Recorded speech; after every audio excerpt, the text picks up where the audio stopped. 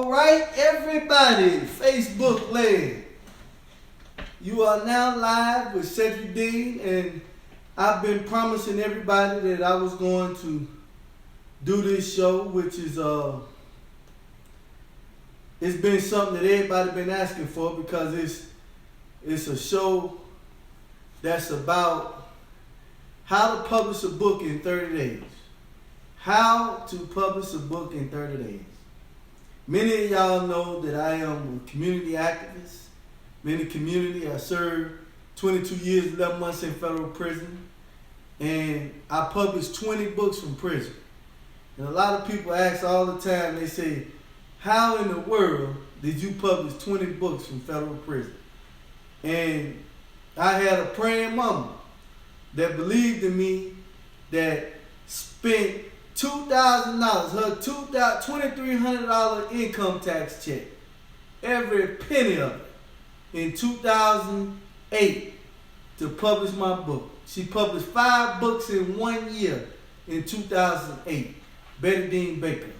And I just wanted to take the time out tonight to start a series, because I know it's a lot of y'all that's sitting at home right now, and you right there, you wondering like, man, I'm in prison in my own home, can't go to work, I'm bored, what can you be doing?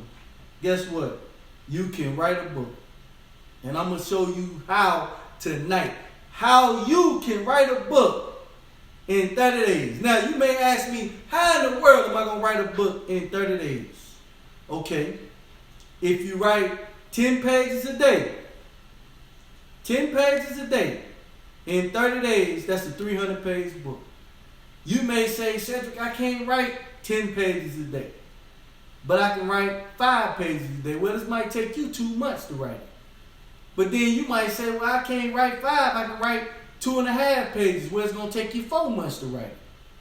But the point is, it's not a big mountain to write a book. All you have to do is take time out of your day every day.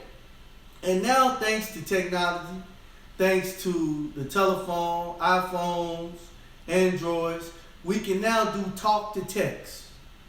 So you can actually talk in your phone and just talk and transcribe it, then transfer that, copy and paste that to your email, and then you start editing those pages. That's all you got to do. So there's no more excuse about being lazy, don't want to type on Microsoft Office and whatnot. So, before I get into the nuts and bolts of everything, because this is going to be a series, I want to open up the telephone lines. So I'm going to open up the telephone lines so you can call in, you can ask your question, and you can get it answered tonight. Right now, tonight. So if you know anybody that's thinking about writing or publishing a book, you better tell them to tune in right now, because I'm giving them free game. Free game. So right now, the phone lines are 704-492-1533. 704-492-1533. You can call in, and I'm going to do my best to answer your question, to put you up on game, because the night is not about Cedric Dean. The night is about you. The night is about showing you what I used to do when I was in prison and we was on lockdown. I used to love lockdowns because that was my time to write me another book. I would take the time out to write another book every time because I couldn't go nowhere. I was stuck there. So I would welcome the opportunity for the prison to go on lockdown. That was the best time for me to really do what I wanted to do, because at the end of the day, right, all I had to do was just take my pencil and paper, put my headphones on, turn my music up loud, and do my thing. And that's what I'm telling y'all tonight, that if you want to write and publish a book, and you want to really get into this the way that, because we all have a story. And if you are formerly incarcerated, you are the first group of individuals that I would say need to write and publish a book. Formerly incarcerated.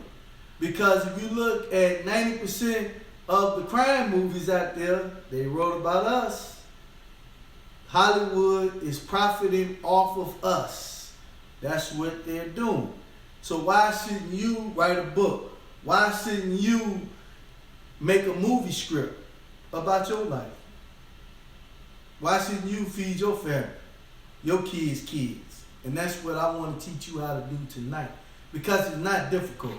Many of you may want to say, how did you start? How did you start when you wrote your first book? What exactly did you do? And I will tell you right now, the first thing I did, I took a Sidney Sheldon book, Memories Over Midnight. And I took and studied the page, line for line. Did you hear what I just said? I didn't know nothing about the 8 parts of speech. I didn't know nothing about 14 punctuation marks, primary marks. I didn't know about semicolons, none of that. So what I did was I looked at the sentences and I said, how are these sentences structured? And I learned that the paragraphs had a beginning, a middle, and an end. So I started to craft my paragraphs with a beginning, a middle, and an end. I started to make my sentences tell stories. Instead of saying I went to the store, I say I went to the fast food mart. And so we got Miss Tijuana Brown that's calling in on the phone lines, y'all. So I want to give Tia an opportunity to be the first caller on the show tonight. Tia, you are live right now, live. Say hello to the people. Hey, people, how y'all doing? Hi, everybody. I'm calling. I'm looking at your live, and definitely we're writing a book. So, for a long time, people say, when your book coming out, when your book coming out? And I'm still not writing. I'm still not writing. It's still not done. There's different chapters to the book. So what are you saying to somebody that's been holding on to material for a very, very long time? Like I've been holding on to material. If you're looking at somebody, I feel like the time is not right for me because there's different chapters to the book, and I want to make sure that everything is put in the book. Now, I know what you're going to say. Just start writing. What I'm going to say? Okay, so the question is, what do you say to someone that says she is still living the chapters of the book? She is still experiencing things that need to be in the book. And although there is some procrastination, she wants to go ahead and get the process started. Well, the first thing that I learned about writing a book is it's a very emotional experience. So the system that I designed when I was in prison was I would write a summary line. So you write a summary line where you take and write, say you want 30 chapters in the book. You write 30 words or 30 sentences. And the first sentence would be, when I met my first boyfriend. The second one may be, the death of a loved one. Whatever, and you just write that whole script out just in 30 sentences of how you want this book to be formatted chapter by chapter. Each sentence represents a chapter. Now what you do is you don't have to go in chronological order. Because you may write chapter 1 and then get to the second chapter where a grandmother or something passed away and it may be an emotional experience. Or it may be reliving having a baby in prison, which is Tia's experience. That chapter can be wrote at the very end. Did you hear what I just said? That chapter could be wrote at the very end. There is no specific order. So very good information that you're giving out. And so I know that you can start writing. You can always go back. I started writing and I stopped writing. Some of my best writing comes when I'm actually isolated, like you said. So we're in a situation where we're locked down now and your mind is going and you're racing. You say, well, what can I do? What type of progress can I make towards my goals while we're dealing with this pandemic? And I would truly say that what you're doing, this show on how to write a book, because like you said, everybody has a story in there. Every single person listening, everybody on this live, they have a story that will blow your mind. The difference is people have a story and people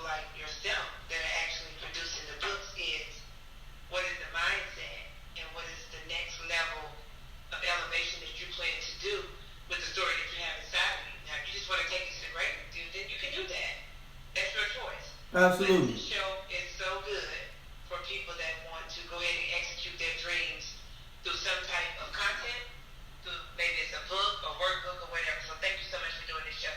And I knew what you was going to say to me, so I'm going to go back and tune in, but I just wanted to get that question out there. So maybe I'll go ahead and write maybe another few, maybe I'll take you up on that offer and write maybe 5 pages a day, not 10, maybe 5 pages a day. Well, I'll take you up on that. long as you get the book wrote and you make everybody happy, that's all that matters.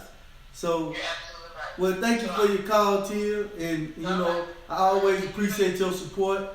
And thank you for the show. I'll tune back in. Thank you. all right, good night. So, and that was a very important phone call, because if you really think about all of the things that have happened in the course of your life, and you think about every time you turn on the news, every time you watch a TV show, every time some critical situation happened in your life, that's something that you want to talk about. That's something that you want to complain about. That's something you want to gripe about. Well, let's keep things positive. What if you have worked on a job for 30 years and you know how to do specialized plumbing? Why don't you write a plumbing book? Okay, y'all, we got a phone call from Clearwater, Florida. Caller, state your name, please. Yeah, my name is Alex Essenwater. Hey, Alex, how you doing, Mr. Essenwater? Long time, my friend. Hey, good to hear your voice, man. Hey, man, thank you for calling in, man. So what's going on tonight, Alex? Well, we're just taking it easy and trying to be safe with this epidemic out here, man. I hope everybody else is being safe out there and taking things serious. Right. Seeing you on Facebook Live and stuff, man, it's just like, wow, it's a real inspiration and stuff, Dean. You know? Yeah. Now, a lot of people may not be familiar why you say it's an inspiration, right? So why don't you enlighten them on why this is particularly inspiration for you, Mr. Essenwater? Well, about 20 years ago, I met Cedric Dean in Atlanta Penitentiary, and we were in there for a minute, and actually got me in the safety office, you know, kind of steered me right and stuff, about where I was. After that, we became good friends. I got out, and that was a few years later. Didn't ever think I'd ever see Dean again because he had a life sentence. I went back on a probation violation, and I met back up with Dean over there in Coleman, Florida. Coleman, Florida. Yep. And I thought it was the craziest stuff to see that man again, because I never thought I'd see him again in my life. And then again, I didn't think I didn't see him again in my life. That was like 2002, 2003, wasn't it? Around that time? Man, amazing how time flies. Huh? Yeah. Amazing. And, you know, you were in there, I remember seeing you, and I shook my head because I'm like, what are you doing, man? And you were always in the law books and stuff, but besides trying to make a loophole so you could get out there and do something, you would write books. And I thought it was the craziest stuff. I'm not going to lie. Like, what are you doing? And you were writing books. You were writing little novels. I remember it was small novels. And you kept going, and I'm like, are you serious? And I paid it no attention. I read through them every day because I'd be on the yard, like, gotta read this. What do you think?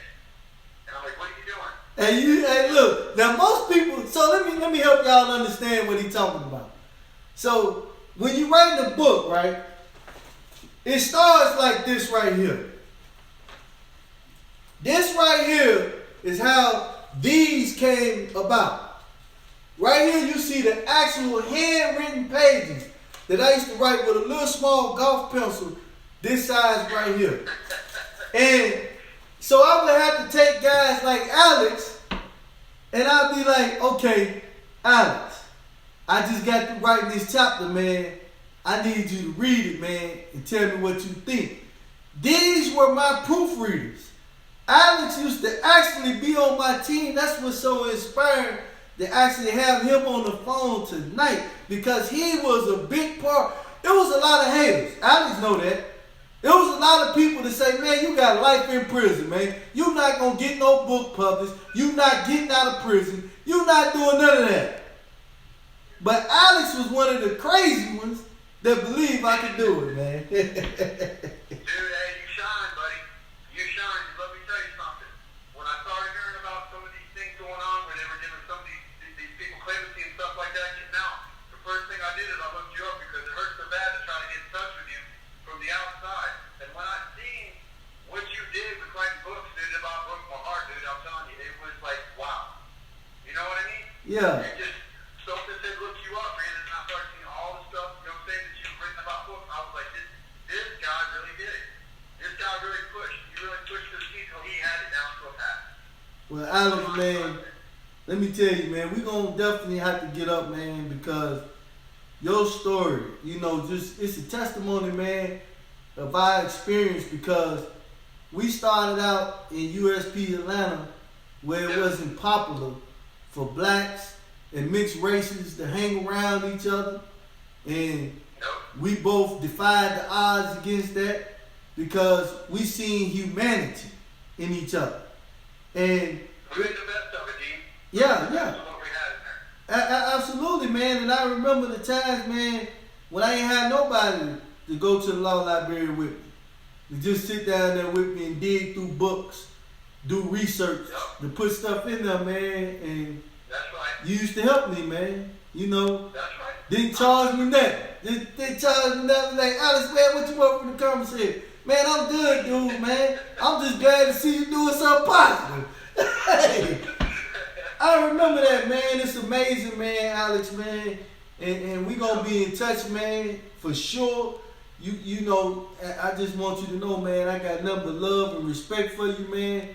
And we got to take this show on the road, man. Appreciate you for calling in, man. All right. I love you, Dean, man. I Glad to see what you're doing, man. I love you too, brother, and I appreciate it. All right, man, take care, brother. All right, I will. And I just want y'all to know tonight that this is very emotional for me. Because, like I said, it started like this. I used to just write these little pages. And I used to send them home to my mama all the time. And be like, Mom, look, I got another book. I need you to get somebody to type it up for me. And there was a young lady named Susanna Solario. She literally used to type up my books. She used to be by my side as my personal editor. And she would go through and type these books up, and she would do everything she could to help me. And you know, a lot of people, like, they used to be like, man, what you want, what's your goal with your books, right? And I used to tell them, like, my goal is to make a difference. So I wrote books that was different. I wrote books like How to Stop the Killing, How to Save Your Children from Crime, Drugs, and Violence. I mean, How to Stop Our Children from Going to Prison. Those were the type of books that I wrote. And people used to be like, man, but how are you going to market your books? And you know what I used to tell them? It's only one person that I wanted to convince. Only one person that I wanted to convince, and that was the judge. That's all I really cared to convince, was the federal judge. Because I wanted him to see that I was trying to make a difference in crime reduction. That it was value that I, Cedric Dean, could bring to the table. So if it's anyone today that doubts that if your son, your daughter, your cousin, uncle, father that's incarcerated can't come out here and do the same things that I'm doing right now, believe me, because you're looking at empirical evidence. And here's the best practices. For all the smart people, here are the best practices. Here's the books that I used to teach. Effective communication. When I got out of prison, all of this stuff. You see this right here? These were the committee structures, the RISE program. Rehabilitate, integrate, stimulate, educate. This was the type of stuff that I put together. Right now, I have an R3 program. An R3 program that's in the prison systems. I mean, so when you think about going from this to this, that is powerful. That is powerful. And that's what you too will be able to do. And I promise you that this is not only the beginning of something special. This is something that is going to continue and continue and continue on until we get more publishers. So I want y'all to stay in touch. I will be doing more. This is edition 1 of our installment of how to write and publish a book in 30 days. I will be getting into the nuts and bolts, meaning punctuation marks, grammar, how to tell stories with your words. There's one principle in writing books. It's called show, not tell.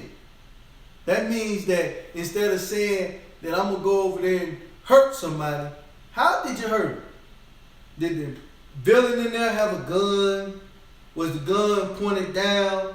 Was he looking menacingly? Was he looking threatening? All of those. This is where our English teachers, shout out to Miss Simmons, Smith Junior High, that taught me language arts. This is where the adverbs ending in ly, menacingly. She was walking quickly, fastly. This is where all this stuff come into play. So this is what you will learn from yours truly, Mr. Cedric Dean. Again, I want to say special tribute to my mother.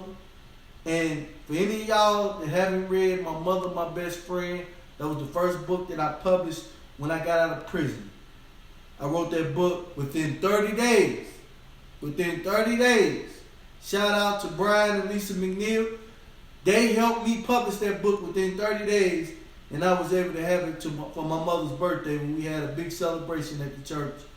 And I just want to thank all the city officials and everybody that has believed in Cedric Dean. I want to thank Security Technologies and JPay that supports me to this day in my endeavors of making a difference within the walls. Because when I left there, I made a commitment that I would go back. So I just want to thank everyone that's out there that tuned in today. And I just want to let you know, right, that you too can do everything that you see me do. So until the next installment of How to Write and Publish a Book in 30 Days, I leave you in the words of peace and love. Stay safe.